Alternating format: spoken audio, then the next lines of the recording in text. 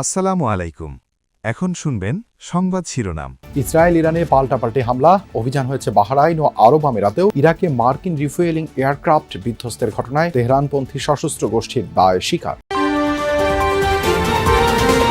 শুধু জিয়াউর রহমানের সমাধিতে নবনিযুক্ত স্পিকার, ডেপুটি স্পিকারের শ্রদ্ধা, আবারও ফ্যাসিবাদের উত্থান হয় এমন কিছু না করতে দলগুলোর প্রতি আহ্বান। দিনে সময় মতোই কমলাপুর ছেড়ে যাচ্ছে সব ট্রেন, প্রায় ৪২,০০০ যাত্রীকে সেবা দেওয়ার লক্ষ্য। বাসে বাড়তি ভাড়া আদায় বন্ধে গাবতলীতে পুলিশের অভিযান। বাগেরহাটে ভয়াবহ সড়ক দুর্ঘটনায় নিহতদের বাড়িতে কান্নার রোল। জানাজা শেষে ৪ জনের দাফন সম্পন্ন, বাকি ১০ জনকে সমাহিত করার প্রস্তুতি চলছে।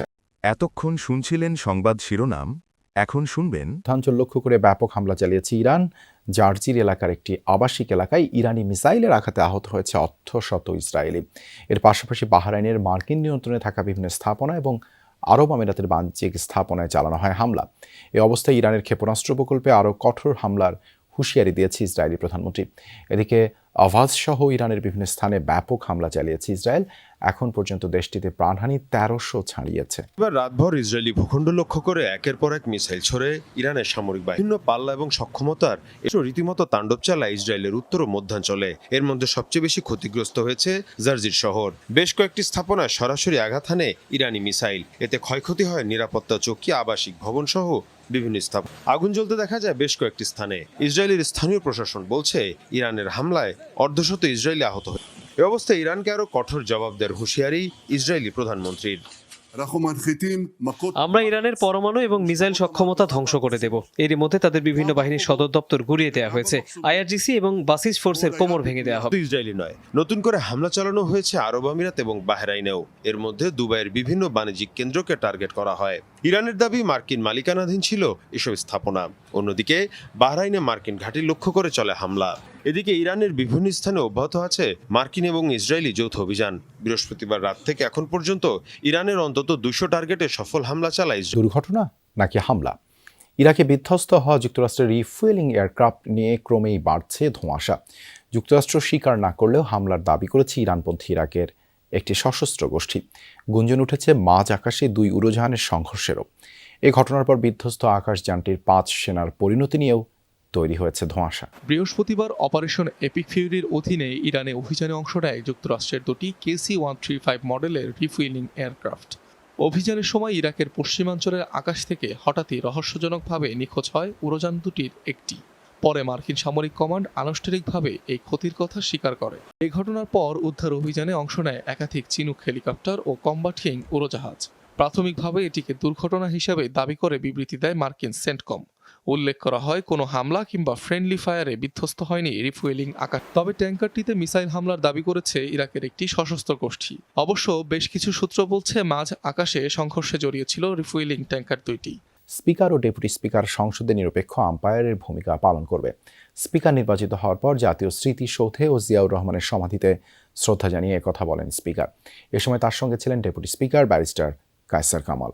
নবনির্বাচিত স্পিকার হাফিজউদ্দিন আহমদ বীর বিক্রম ও deputy speaker barrister Kaiser Kamal সাভারে জাতীয় স্মৃতিসৌধে ৭১-এর বীর শহীদদের প্রতি শ্রদ্ধা জানান। সকালে স্মৃতিসৌধের বেদিতে ফুল দিয়ে প্রথমে শ্রদ্ধা জানান স্পিকার হাফিজউদ্দিন আহমদ। পরে ডেপুটি স্পিকার কায়সার কামাল শ্রদ্ধা নিবেদন করেন। এরপর জাতীয় স্মৃতিসৌধের স্মারক বইয়ে স্বাক্ষর করেন তারা। সাংবাদিকদের সঙ্গে আলাপে স্পিকার বলেন, নিরপেক্ষতা বজায় রাখতেই ৩৪ বছরের রাজনৈতিক পরিচয় থেকে অবসর নিয়েছেন তিনি। আমরা একটি ঐক্যবদ্ধ জাতি দেখতে চাই, ঐক্যবদ্ধ সংসদ দেখতে চাই। বিরোধী দলকে আমরা পর্যাপ্ত সুযোগ দিতে চাই। বাংলাদেশ জাতীয়তাবাদী দল থেকে পদত্যাগ করেছি যাতে করে নিরপেক্ষভাবে তারা যেন আমাদের উপর আস্থা রাখতে পারে, এবং আমরা বিরোধী দলের সকল ধরনের সহযোগিতা আমরা কামনা করছি। আশা করি তারা সব ধরনের সহযোগিতা করবে। থেকে ফেরার পথে প্রয়াত রাষ্ট্রপতি জিয়াউর রহমান ও সাবেক প্রধানমন্ত্রী বেগম খালেদা জিয়ার সমাধিতে শ্রদ্ধা জানান নতুন স্পিকার ও ডেপুটি স্পিকার। জিয়াউর রহমানের সঙ্গে রণাঙ্গনের যুদ্ধের আর খালেদা জিয়ার সঙ্গে দীর্ঘ রাজনীতির স্মৃতিচারণ করেন স্পিকার। সংসদের প্রথম অধিবেশনে বিরোধী জোটের ওয়াকআউট প্রসঙ্গেও কথা বলেন তিনি। সংসদে ওয়াকআউট করা এটা দীর্ঘদিনের প্রচলিত রীতি। তারা আইনানুগভাবেই সেটি করেছেন। এটি তাদের রাজনৈতিক দলের ইচ্ছার বহিঃপ্রকাশ তারা করেছেন। আমরা আশা করব আগামী দিনগুলোতে ওয়াকআউট করার সময় তারা আরও সতর্ক থাকবেন, এমন কিছু করবেন না যাতে ফ্যাসিস্টের আবার পুনরুত্থান হওয়ার সুযোগ হয়। স্পিকার কথা বলেন এই সংসদকে কার্যকর করার পথের চ্যালেঞ্জ নিয়েও। চ্যালেঞ্জ দেখছে যে অহেতুক জুলাই সনদ নিয়ে একটা বিতর্ক করা হয়েছে, যেটির কোনো প্রয়োজন ছিল না। জনগণের নির্বাচিত প্রতিনিধিরা সংখ্যাগরিষ্ঠতার ভিত্তিতে যে ডিসিশন নেবে সেটাই সবার মান্য করা উচিত। বাংলাদেশের জনগণ কত সতর্ক, কত বিচক্ষণ দেখেন, একটি দলকে 2/3 মেজরিটি দিয়েছে। এই 2/3 সংখ্যাগরিষ্ঠতা যদি না থাকতো, জনগণ না দিত, তাহলে আগামী দিনগুলো হতো ঝঞ্ঝা বিক্ষুব্ধ একটা বেসামাল সংসদ। দেশে দীর্ঘ সংগ্রামের পর গণতন্ত্র পুনঃস্থাপিত হয়েছে উল্লেখ করে তা রক্ষায় রাজনৈতিক দলগুলোর দায়িত্বশীল আচরণ প্রত্যাশা করেন স্পিকার, ডেপুটি স্পিকার। ঈদযাত্রা নির্বিঘ্ন রাখতে রেলপথে 36 থেকে 42,000 যাত্রী সেবা দেওয়ার পরিকল্পনা রয়েছে সরকারের, জানালেন রেলমন্ত্রী শেখ রবিউল আলম। সকালে কমলাপুর রেল স্টেশনে পরিদর্শন শেষে কথা বলেন তিনি। জানান, এবারে রেলযাত্রায় কোনো রকমের ভোগান্তি নেই। ঈদ যাত্রায় নির্বিঘ্ন যাত্রী সেবা দিতে সরকার বদ্ধপরিকর। এছাড়াও রেলযাত্রার স্বাভাবিক ও যাত্রী চাপ সামলানোর জন্য রেলের বহরে স্পেশাল ট্রেন যুক্ত করা হয়েছে। মন্ত্রী বলেন, সার্বিক পরিস্থিতি নিয়ন্ত্রণে আইনশৃঙ্খলা বাহিনীর সদস্যরা নিয়োজিত আছেন। এদিকে কমলাপুর থেকে এখন পর্যন্ত কোনো শিডিউল বিপর্যয় নেই। ভোর থেকে কমলাপুর রেল স্টেশন থেকে নির্ধারিত সময়ে ট্রেনগুলো ছাড়তে শুরু করে। টিকিট ছাড়া প্ল্যাটফর্মে কেউ ঢুকতে না পারায় নেই বাড়তি যাত্রী চাপ।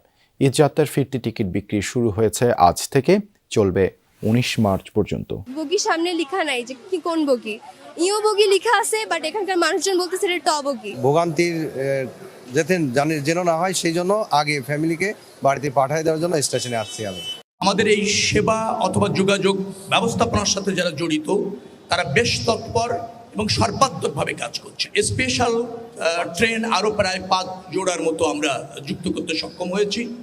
তো সব কিছু মিলিয়ে আমাদের যে ক্যাপাসিটি আছে 36 থেকে 42,000 মানুষকে আমরা এই সেবাটা দিতে পারবো। যাত্রাটা নিশ্চিত। ঈদ সামনে রেখে ঘরমুখো মানুষের যাত্রা নিরাপদ ও নির্বিঘ্ন করতে রাজধানীতে বিশেষ অভিযান চালিয়েছে ঢাকা মেট্রোপলিটন পুলিশ, ডিএমপির ট্রাফিক বিভাগ।